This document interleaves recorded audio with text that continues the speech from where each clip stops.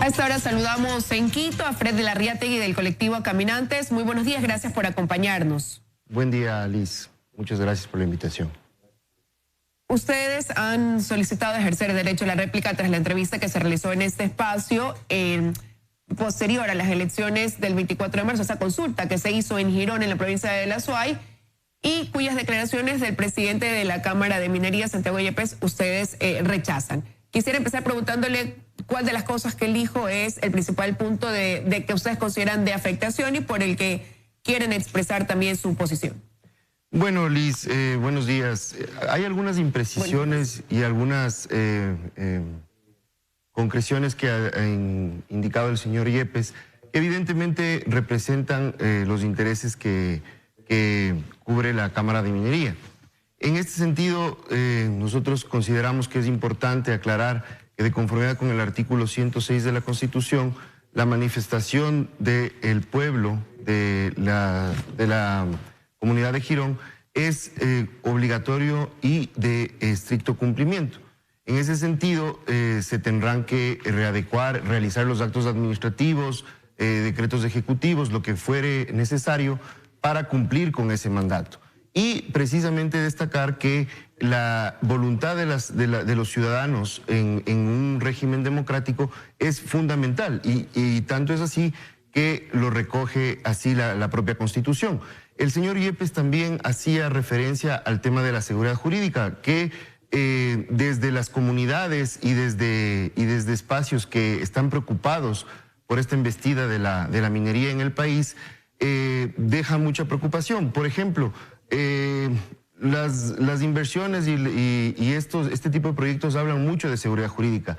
Pero por ponerle un caso, Liz, en el bosque protector Los Cedros, como en muchos otros bosques protectores que tiene el Ecuador, existe una prohibición por una reglamentación, por una normativa secundaria, concretamente del texto unificado de legislación ambiental. El libro tercero del régimen forestal impide que se realicen este tipo de actividades porque precisamente la naturaleza de los bosques protectores es brindar una protección a valores específicos que existen en estos territorios. Por lo general, los bosques protectores, Liz, están circundando áreas declaradas como, no sé, una reserva ecológica, parques nacionales, que tienen valores ecológicos, biodiversos muy importantes.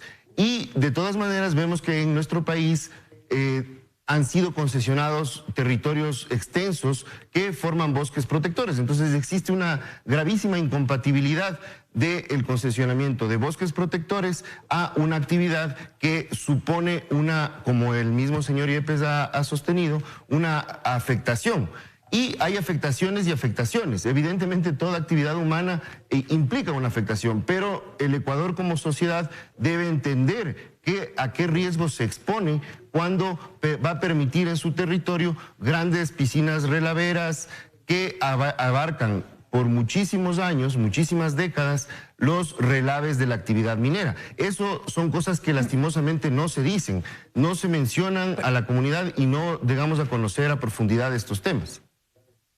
Ahí me gustaría ir analizando en base a todo lo que usted ha dicho punto por punto, recordando las declaraciones también que hizo acá el presidente de la Cámara de Minería. En el primer sentido, él decía que si bien es una voz importante reconocer lo que pasó en la consulta popular de Girón, habló de que hubo un alto porcentaje de ausentismo y que fueron 7.000 votantes los que decidieron en ese caso sobre un tema de interés público y de carácter nacional, que por ende no debería ser reducido a un solo espectro, sino ponerlo quizás a consideración en caso de que hubiera tenido que llevarse a cabo esa consulta popular, cosa que también pues evidentemente no están de acuerdo. Es lo que él manifestaba, que debería ser tratado nacionalmente. ¿Ustedes coinciden en este tema quizás? Sí, yo creo que es un tema que tiene que ser, él hablaba de diálogo, pero claro, diálogo en unos términos. Nosotros consideramos que el diálogo tiene que ser absolutamente amplio, es decir, que la sociedad ecuatoriana logre dimensionar. Nosotros, y como también se mencionaba en aquella entrevista del lunes pasado, Ecuador no es un país que ha experimentado grandes proyectos mineros. El proyecto más avanzado es el proyecto Mirador.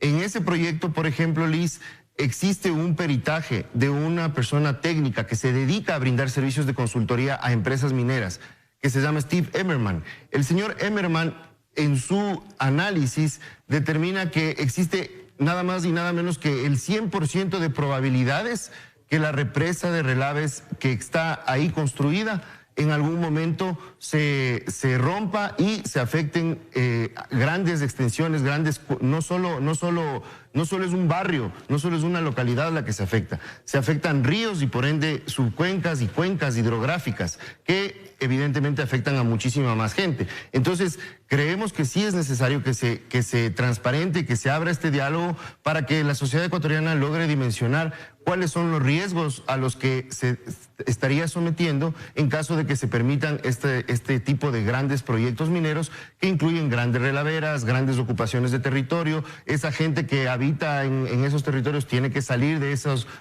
espacios. Entonces sí, estamos de acuerdo que se debata y que sea un tema de alcance nacional, considerando que el día 4 de febrero del 2018 el señor presidente Moreno ya hizo una consulta en este sentido y tuvo una respuesta mayoritaria. De hecho, un señor juez en una de las acciones constitucionales que se presentó en Azuay acoge esta consulta como una manifestación clara de la ciudadanía para oponerse a un proyecto minero.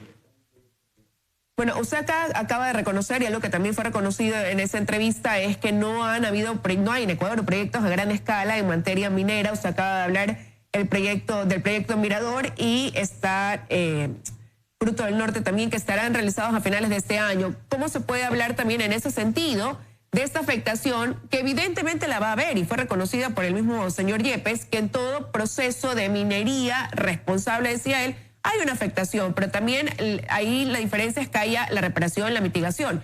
¿Cómo se puede hablar si todavía en realidad no hay quizás los rezagos de aquello que ustedes critican, de aquello que ustedes cuestionan como afectación en la realización de este tipo de producción minera en el país?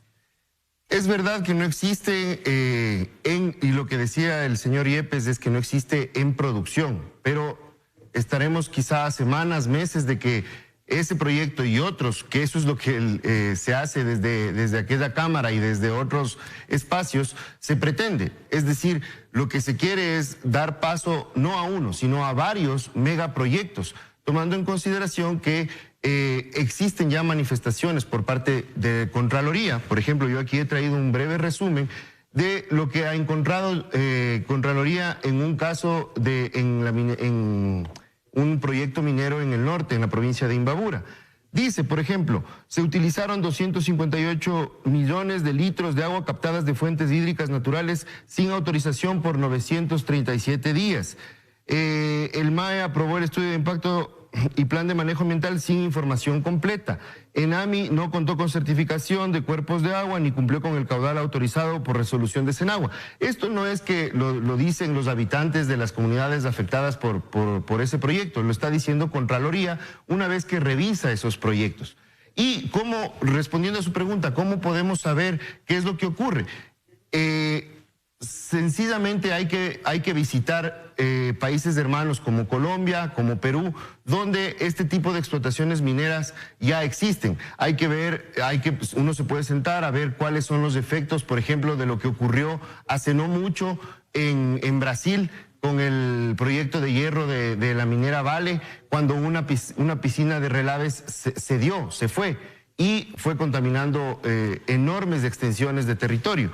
Entonces, así es como se puede dimensionar cuáles son los impactos que tendrá. Tomando en consideración, Liz, también que Ecuador es un país peculiar, es un país pequeño que se encuentra lleno de cordilleras, lleno de montañas y precisamente ahí es donde están los minerales. Por eso es lo que les interesa mucho a estas empresas transnacionales entrar en estos espacios y así es que han logrado lastimosamente concesionar cerca del 13-15% del territorio ecuatoriano para Pero son empresas que han entrado con la aprobación también del gobierno, porque la actividad minera también queda establecido en la ley que de aquellos proyectos mineros hay un porcentaje que recibe también el Estado ecuatoriano. Entonces, ahí viene también esa pregunta, ¿no? Si se habla de una minería responsable, donde se utilice la tecnología para minimizar el impacto, donde va a haber la mitigación, reparación adecuada, reconociendo que sí va a haber una afectación, ¿no también es un tema del gobierno que ve una afectación en los réditos que puede recibir y por ende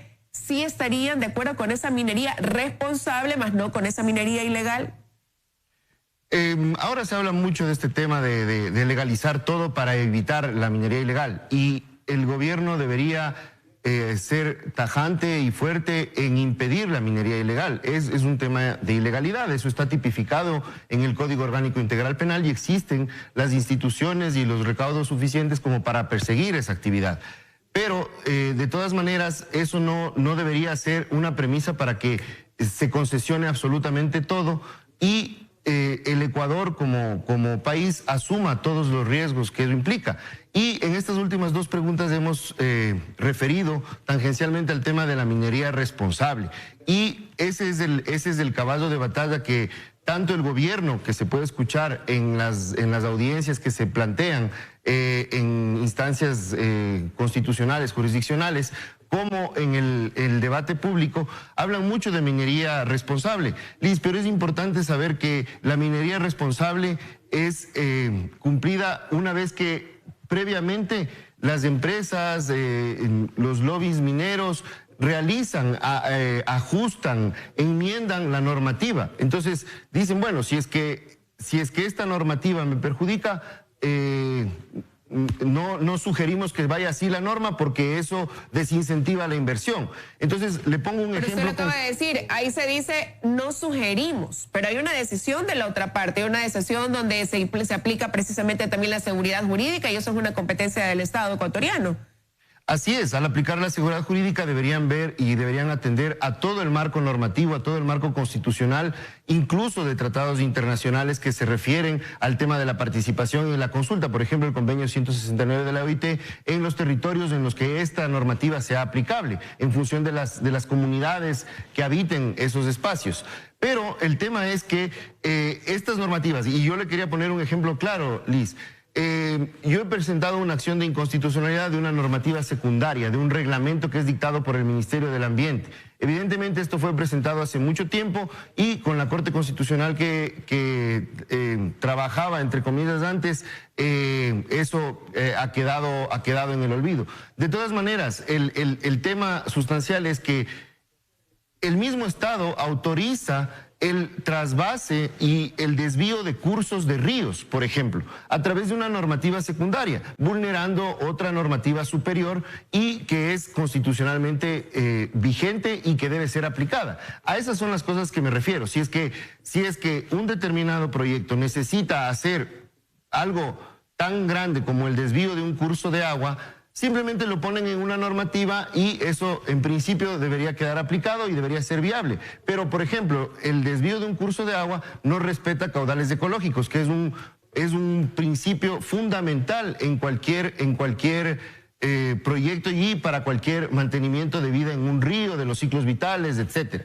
Entonces, eso es la minería responsable a la que se refieren. ¿Cumplimos con la normativa? Sí, claro, pero es una normativa que ellos mismos han revisado, que ellos mismos han objetado, de alguna manera han validado. Son temas que deben quedar para el debate, con espacios de diálogos abiertos donde intervengan todos los actores. Aquí ha quedado clara la posición del colectivo que usted representa. Y bueno, ahí deberán encontrarse puntos de consenso porque por un lado ustedes en contra de la minería, por otro lado el sector que habla de minería responsable y está también el gobierno que se beneficia de los réditos también que deja esta producción de proyectos importantes, que es lo que se pretende también desarrollar en algún momento acá en el país. Quiero agradecerle su presencia aquí en los desayunos de 24 horas. Muchas gracias, Liz, a la orden. Gracias por haber estado con nosotros. Vamos a una pausa y ya regresamos.